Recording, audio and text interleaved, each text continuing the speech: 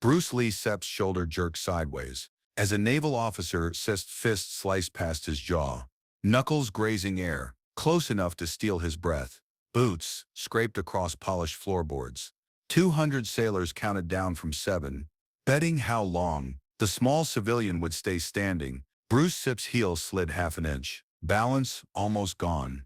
Behind him, another officer shifted position, quietly sealing the exit. No referee, no rules. Just pride and witnesses. The challenger's arm shot forward again, this time reaching to grab Bruce's collar and drag him into a brawl meant to end in humiliation. Someone near the wall checked his watch. 7 seconds to prove himself, or leave broken. Bruce steadied his stance, relaxed his shoulders, and instead of defending, he stepped closer. Wait, why would he move into the attack? The naval hall still smelled of salt water and metal polish. Rows of officers filled the room. White uniforms, heavy shoulders, hard expressions. Bruce Lee walked in quietly. No entourage, no ceremony, just a small gym bag over his shoulder. Conversations slowed as he crossed the floor, then stopped. Boot heels echoed behind him. Someone chuckled. Another voice whispered, "That Sepp's him." Bruce set his bag down near the platform, calm, measured, as if nothing felt wrong. But from the crowd's Sepp's view, tension hung thick, arms crossed, heads shaking. Several officers expected spectacle, flying kicks, movie tricks, not discipline. Bruce removed his jacket slowly, folded it, placed it aside. A few men laughed openly. One officer clapped sarcastically. Another muttered, "Hope he dances well." Bruce ignored them, stepped forward, breathing steady, preparing to speak. Then a chair slammed backward, wood scraping loudly. A large officer stood up, chest broad, hands scarred, combat instructor badge shining. He walked straight toward the stage. From the audience's view, bodies leaned aside, making space. Whispers spread instantly. Bruce watched him approach. No change in expression. The officer climbed onto the platform. No permission asked. No greeting offered. He stopped inches away, towering over Bruce. The room grew silent. The officer Simpson's voice cut through the hall. "Stop talking." A beat passed. "Fight someone real." A few men laughed nervously. Others leaned forward, waiting. Bruce Sipp's jaw tightened slightly, almost invisible. His heel shifted half an inch, testing balance, calculating distance. The challenger stepped closer, close enough to grab, close enough to shove. The exit doors behind Bruce clicked shut, locked for security protocol. No easy way out now. The crowd sensed it. Demonstration over. Challenge accepted. Bruce exhaled slowly, eyes steady, hands relaxed at his sides. And the room realized this was no longer a lecture. Someone was about to fall. A week earlier, the invitation looked respectful. Naval Command wanted Bruce Lee to demonstrate modern close combat efficiency, update their training, improve reaction speed. On paper, it sounded professional. Inside naval circles, it felt different. Many officers disliked the idea immediately. A civilian teaching soldiers, an actor correcting combat veterans. Respect in their world came from rank and scars, not television screens. From the audience seats that night, men watched Bruce carefully. Arms crossed, expressions cold. Some expected entertainment, others expected failure. Several quietly placed bets. How long before humiliation began? Bruce didn't yet arrive like a celebrity. No security, no spotlight entrance. Just a simple car ride to the base, one student accompanying him, a small gym bag. Nothing more. He believed combat revealed truth. No rituals, no titles, only results. Yet the room rejected him before he spoke. Smoke floated near the ceiling. Boot heels tapped impatiently. A bottle tipped somewhere. Glass struck wood. Laughter followed. From the crowd's view, Bruce looked small, almost out of place, standing alone under harsh lights. But he seemed relaxed, rolling tension from his shoulders, breathing slow, watching, listening, calculating distances without moving. Then movement beside him shifted everything. The combat instructor removed his jacket, dropped it on a chair. Chairs scraped across the hall. Officers leaned forward instantly. Circle tightening around the platform. No one wanted to miss this. Someone whispered security should step in. No one moved. Pride held the room still. Bruce glanced toward the exit doors. Security locks already engaged. Standard ceremony protocol. No interruptions allowed. From the audience perspective, escape vanished. Whatever happened next, everyone would witness it. The challenger raised his fists. Close now. Too close. And the demonstration officially ended. The test had begun. The officer facing Bruce was not a random volunteer. Everyone in the room knew him. Commander Victor Hayes, base combat instructor. Heavyweight boxing champion, 3 years running. From the audience seats, men straightened. Respect shifting toward the commander.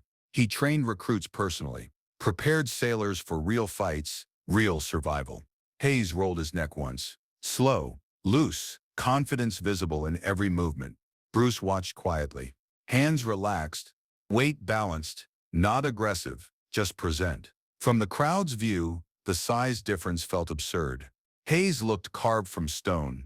Bruce looked almost lightweight beside him. Someone near the back whispered, "This ends fast." A few officers chuckled. Hayes stepped closer, close enough to smell sweat and tobacco. "You teach fighting?" His voice carried easily. Bruce nodded once, calm, measured. Hayes smirked slightly, then louder, for everyone. "Then prove it." Silence answered him. 200 men watching, waiting. Bruce inhaled slowly, exhaled. Still no anger, still calm. From the front row, sailors leaned forward, boots scraping wood softly. Someone coughed. No one blinked. Hayes raised his hands. Boxing guard tight. Professional. Disciplined. Not reckless. He had nothing personal against Bruce. He simply believed skill had to be earned, not claimed. Bruce shifted his lead foot slightly. Testing range. Eyes focused on Hayes' soft chest, not his fists. From the audience view, Bruce almost seemed relaxed. Too relaxed. Hayes mistook it for hesitation. He waved Bruce forward. "Come on." A challenge. Public. Direct. No turning back now. Bruce Sepp's fingers flexed once, barely noticeable. The crowd sensed it. The fight was seconds away. And Hayes smiled. Certain victory stood in front of him. Or so he believed. Bruce and Hayes stood barely an arm's length apart. The room tightened around them. From the audience seats, sailors leaned forward, elbows on knees waiting for the first strike. No one spoke now. The joking energy had vanished, replaced by something heavier. Real consequences hung in the air. Bruce raised one hand calmly. "Is this demonstration still official?" Hayes smirked. "Not anymore." A few officers laughed nervously. Bruce nodded once, understanding the shift. This was no longer training. Reputation was on the line now for both men, and once pride entered the room, rules quietly left it. Then something unexpected happened. A young lieutenant climbed onto the platform behind Bruce, shouting, "Make it quick," and shoved Bruce's shoulder forward. From the crowd's view, Bruce stumbled half a step, balance nearly gone. Gasps rippled through the hall. Hayes saw his chance instantly. He lunged, grabbing for Bruce's collar to pull him into a crushing punch. Bruce twisted sideways just enough, cloth stretching in Hayes' grip, the fist slamming past Bruce's ear instead of through his face. Too close. Way too close. Several officers stood now shouting encouragement. The circle tightened, boots thudding against wood. Someone yelled for security, but the noise drowned it out. Bruce steadied himself, breathing slow again. But Hayes pressed forward, sensing weakness. He shoved Bruce back, forcing him near the edge of the platform. One wrong step meant falling into the chairs below. From the audience's angle, Bruce looked cornered. Then the overhead lights flickered. A base commander Sip's voice boomed from the back. 30 seconds, then we shut this down. A timer had entered the fight, 30 seconds to finish. Or both men faced disciplinary action. Hayes grinned. Bruce rolled his shoulders once. The fight now had a clock, and nowhere left to run. Hayes wasted no time. 30 seconds felt like victory already in his hands. From the crowd's view, the commander surged forward, driving Bruce backward with heavy steps that shook the platform. Each movement carried real weight, real danger. Bruce slid sideways, but the edge was already behind him. One more push, and he would fall. Hayes swung a tight hook toward Bruce's ribs. Bruce twisted, but the punch still clipped his side, knocking air from his lungs. A sharp gasp escaped him. From the audience seats, sailors jumped to their feet. Contact at last. Bruce staggered, the hell slipping. balance breaking. Hayes grabbed Bruce's shoulder and drove him toward the platform's edge. Wood creaked beneath their weight. Several officers shouted, convinced the fight was ending. From Dan Inosanto's position near the wall, Bruce looked trapped. Hayes raised his knee, aiming to crush Bruce's thigh and drop him completely. Bruce tried to pivot away, but Hayes' size closed the space. Too close. Bruce Sepp's back foot slipped off the platform. Half his weight vanished. For a second, Bruce nearly fell. A roar burst from the crowd. Victory seconds away. Hayes tightened his grip, ready to throw Bruce into the chairs below, ending everything in humiliation. From Bruce Sepp's point of view, the room tilted. Noise blurred. Only movement mattered now. Only timing. The countdown voice shouted again. 10 seconds. Hayes pulled back his fist for the finishing blow. Bruce Sepp's breathing steadied. Even here, even now, and something in his posture changed. Not panic, not desperation, silence. A calm decision. Bruce shifted his weight forward, not backward. And suddenly, Hayes' sift advantage disappeared. The crowd didn't yet understand. But the fight had just turned. Hayes' fist came forward, heavy, certain. From the audience seats, everyone expected Bruce to fall backward into the chairs below. The punch should have ended it. Size, momentum, position, all favored the commander. But Bruce moved forward, not away. His slipping foot snapped back onto the platform as his body stepped inside Hayes' attack. The punch flew past Bruce's shoulder, power wasted in empty space. Confusion flashed across Hayes' face. Too late. Bruce Sepp's right hand struck. Short, direct, not wild. A sharp crack echoed as his knuckles snapped against Hayes' temple. Not enough to knock him out, just enough to freeze his balance. The crowd gasped. Hayes tried to swing again, but Bruce was already closer. From the audience's angle, Bruce seemed glued to him, denying the larger man room to generate power. Bruce Sepp's heel lifted slightly. Then his leg whipped low. A kick smashed into Hayes' knee. Controlled, precise. The commander's structure collapsed. For the first time, Hayes stumbled. Shock rippled through the hall. Bruce didn't pause. He trapped Hayes' arms briefly against his chest, neutralizing both fists. From the front row, sailors watched in disbelief as their champion struggled to move. Bruce leaned in slightly. Voice calm. Almost gentle. Too rigid. Then he released the hold. His palm struck Hayes' chest. A sharp, explosive push. Hayes lifted off his heels, crashing backward into the front row of chairs. Metal screeched as bodies scrambled out of the way. Silence swallowed the room. The countdown voice stopped. 7 seconds. Exactly. Bruce adjusted his sleeve calmly, breathing steady, not celebrating. Not angry, just finished. From the crowd's view, Hayes lay stunned among overturned chairs, and for the first time that night, no one laughed. For a moment, no one moved. The chairs were still twisted and scraping. Hayes lay on his side, one knee bent wrong, one hand gripping the floor as if it could steady his pride. His mouth opened, but no sound came. Not pain first. Shock. From the audience seats, men stared as though someone had turned the lights off inside their heads. A few sailors who had been shouting seconds earlier now held their breath, waiting for a punch that never came. The loudest thing in the room was the slow settling of metal chair legs. Bruce Lee stood at the center of the platform. His shoulders were relaxed. His hands were down. He looked like a man who had just closed a book. A senior officer near the wall whispered, "Is that it?" Another answered with no humor. That was it. Hayes tried to rise quickly. Driven by instinct more than strength, his palm pushed against the floor. His knee buckled again. He caught himself, face tightening, eyes flashing toward Bruce as if anger could rebuild his body. The crowd watched the struggle, not with laughter, with something sharper. The beginning of pity. That was the humiliation. Visible, unavoidable. Hayes' throat worked as he swallowed hard, trying to mask the tremor in his breathing. He glanced toward the line of officers behind him, looking for someone to make a joke, to turn the moment into a story where he still looked powerful. No one did. A few men looked away. One sailor lowered his head. Another tightened his jaw, as if ashamed of the cheering from before. Bruce remained still. Then he stepped down from the platform. Not toward the exit, toward Hayes. From the crowd's point of view, the movement felt dangerous again. Several men leaned forward, expecting the final insult, A victorious fighter would stand over his opponent. A victorious fighter would let the room enjoy it. Bruce did neither. He stopped at arm's length, paused. His eyes met Hayes' without challenge, just attention. He knelt beside him slowly, one knee touching the floor, the other planted for balance. The motion was controlled, almost respectful, as if Bruce was lowering himself into the same world Hayes had fallen into. Hayes flinched anyway. His pride expected cruelty.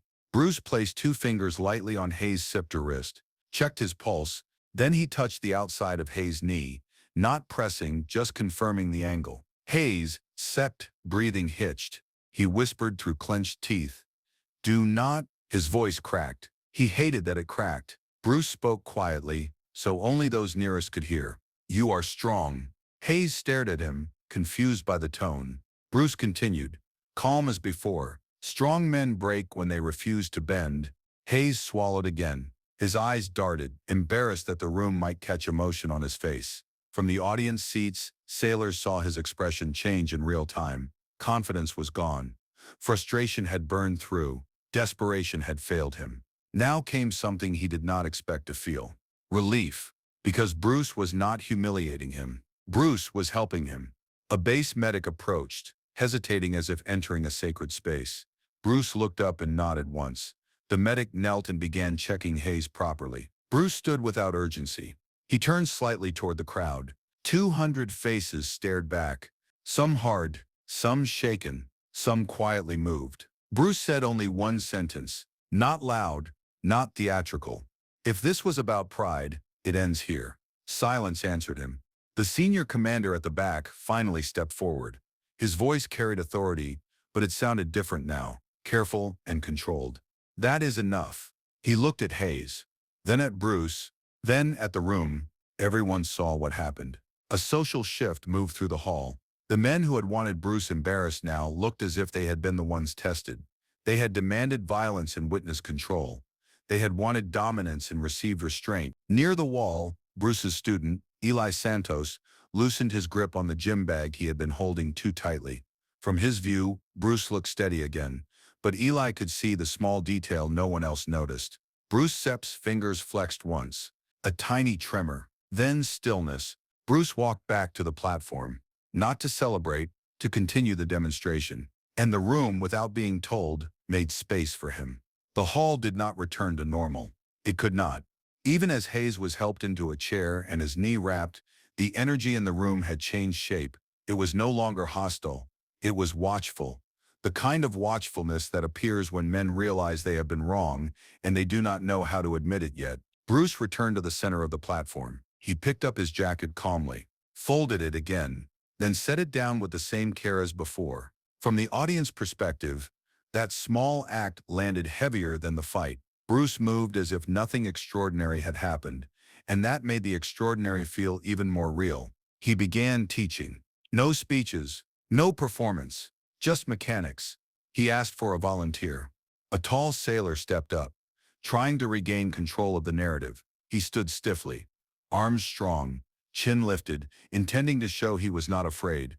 Bruce nodded to him and positioned him at a measured distance. "One step," Bruce said. The sailor took a step. Bruce took half a step. The space between them changed. Again, the sailor stepped faster. Bruce stepped first. From the crowd's view, it looked like Bruce was moving without effort, always arriving in the space before the other man understood it was gone.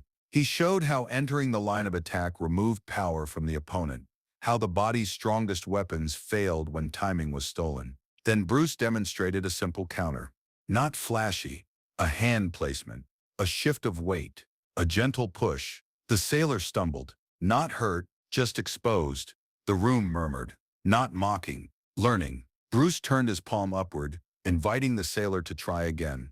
The volunteer charged harder. Bruce guided him aside with minimal movement. The sailor's boots scraped, and he nearly fell.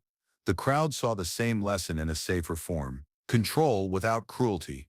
Between demonstrations, Bruce paused often, letting silence teach, letting the room feel the difference between force and precision. At the back of the hall, the senior commander watched with narrowed eyes. He had ordered the 30-second shutdown threat in the heat of the moment. Now he watched the aftermath, as if studying a weapon he could not yet name. When the demonstration ended, there was no roaring applause.